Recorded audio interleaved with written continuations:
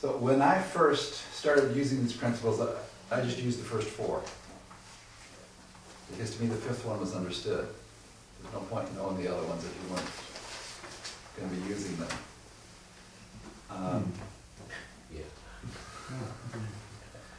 But apparently we need to be reminded. And so I put this Jesus says, if you know these things, blessed are you if you do them. You know, and so that's the key. And the early followers of Jesus were not called Christians. They were called followers of the way. Followers of the way. So it's meant to be a way of life. And that's what we call it, the unity way of life. We call ourselves unitics. How do we get the first thing I remember, we were a prayer movement. Well, that was one of the first. Well, because that's how it started, with people asking Myrtle how she healed herself, friends and neighbors. Saying, you were sick, they gave you 6 months to live. Here it is 2 years later, and you're well, what did you do? You know, I want what you're on. Yeah. And she said, well, I found this way of prayer. And I said, well, pray for me, pray for my kid, you know, pray for my friend, you know, my sister, pray for this. And so she would pray with them, and then, you know, the relatives who lived on the farm in Kansas heard about it. They'd write a letter to Myrtle Fillmore, you know, will you pray with us for this? And so she'd write them a letter back. You know, think of God in this way, think of your body in this way. And she was the beginning. She was Silent Unity in the beginning, before it was even Silent Unity. I have a bad taste when somebody says, pray for me. No, I'll pray with you. Well, but that was the understanding. Yeah. You know, that's what they were asking. I said, you found something I want it. So it finally got to the point where they would tell people, okay, we've got all these people that want our prayer. We're going to sit down in prayer every night at 10 p.m. And the farmer said, that's too late. We're in bed by then. So they moved it to 9 p.m. And so that was their first time, and they just invite everybody, wherever you are, sit with us, you know, 9 p.m. Midwest time, and we'll be praying, and you can join us in prayer.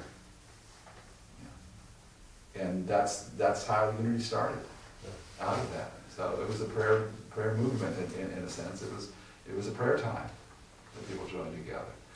And if you have not read Myrtle Fillmore's Healing Letters, as far as I'm concerned, they should be in every one of your libraries as a prayer chaplain, because that consciousness is the foundation of unity. These are letters, excerpts from letters that she wrote to people in prayer support. So it's so important. And so again, we have these ideas, but they're only powerful ideas. They're only transformative ideas if we're using them. So one of the things in metaphysics, we say that your feet represent understanding, and there's a phrase that says we've got to give feet to our prayers. When you pray for something, you need to give feet for your prayers. So I put different shoes on. How is it that we're giving feet to our consciousness, to these ideas that we believe? How are we clothing ourselves? How are we putting these into action in our life? Because that's what's most important. And again, and that's the challenge, because what you may find as a prayer chaplain is that someone that you're praying with, you may not see any movement in consciousness. You may not hear any different words coming out of their mouth. They may still be complaining about, you know, this or that, and they may be complaining about it for years. But again, our job is not to fix them. Our job is to know the truth about them. And what I have found is that you can be praying and praying and praying, and it may take them 10 years, it may take them 20 years, but at some point, if you keep hanging in there, and they have at least an opening to hang in there, transformation is possible. Incredible things can happen. And so you don't want to get caught up in the personality, either yours or theirs, and remembering the truth and to be living from that. And again, you'll catch yourself. I catch myself all the time judging someone. Those of you who've done Course in Miracles, the workbook part, there's a whole bunch of that is about, again, appearances and judging by appearances. And I remember at one point, my New Year's resolution for 1 year was to catch myself whenever I was judgmental and to eliminate that. It was an awful year. Because I caught myself being judgmental all the time about all kinds of things, myself and other people and driving. It got to the point, I was about 3/4 of the way through the year that my judgments would get reflected back almost instantaneously on me. It was awful. That's tough. And I remember I was driving along one time and the guy in front of me sort of said, well, what's wrong with him? And I felt my muscles just do that. Yeah. I thought, okay, I forgive, I release, I let go, I bless you. Yeah. But, so it was, boy, that was a lot of work. But I'm glad I did it, because it's a lot easier now to catch myself. It still takes some time sometimes. I don't always get that instantaneous, feedback like that. But I'll say, why did I get caught up in thinking that way? That's not helping me. It's not helping anybody else.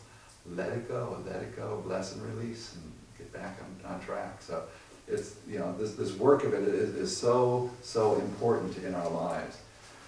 And to recognize, again, that it's really about making it something that we're doing daily. It's not a Sunday morning religion. Unity is meant to be a way of life. And that's it. So some of the other ways that this is framed. Through thoughts, words, and actions, we live the truth we know. Practice what you know. This principle is the underpinning of all the others. To know is not enough. We must carry this forward into each day and every situation. The children's version of this: I do and give my best by living the truth I know. I make a difference. And this one: knowledge of these spiritual principles is not enough. We must live them. So again, going back to what Jesus said, if you know these things, the blessing is in the doing of them. The blessing is in the living of them. We can know about prayer. We can know about God. We can know about the Christ within. But to be living from that space, that's what makes the difference. And again, we'll forget and we'll get caught up and things will happen and people will say things to us and, all those things. But then you catch yourself when you go, this doesn't feel right. This isn't who I am. Because you'll have spent enough time with who you really are. And that makes a difference in your life. So what I'd like you to do is to spend a minute or so and write, again, if you were talking to someone else, saying, okay, here's, I went to this Unity Basics class and this fifth one was this. How would you say it to them? What words would you use to tell them?